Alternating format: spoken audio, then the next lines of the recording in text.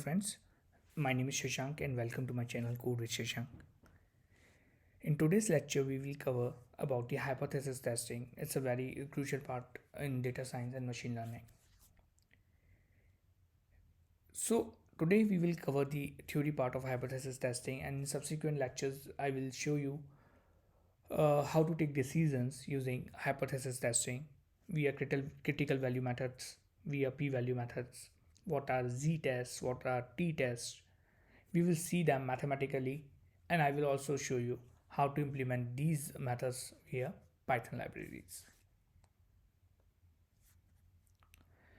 So without wasting our time, let's have a deep dive into the theory part.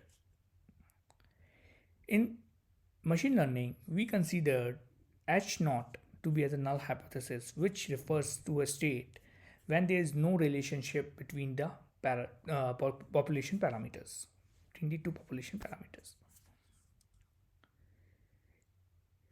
Basically, the null hypothesis states we don't need to take any action, okay, on the current state.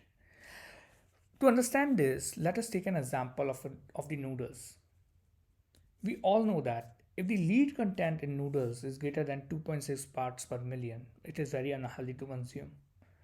But if it is less than equals to 2.6 parts per million, it is safe to consume. The null hypothesis in this example will be all the noodles which are available in the markets have the lead content lesser than equals to 2.6 parts per million. Now we need to understand what is alternate hypothesis then. In general terms, in statistics, the alternate hypothesis is a position when we introduce a new theory which will be against the null hypothesis.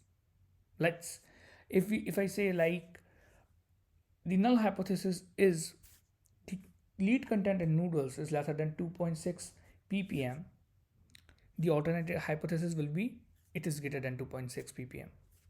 It is nullifying it is against the null hypothesis. If in case alternate hypothesis is false, we will say we fail to reject the null hypothesis and it is safe to consume.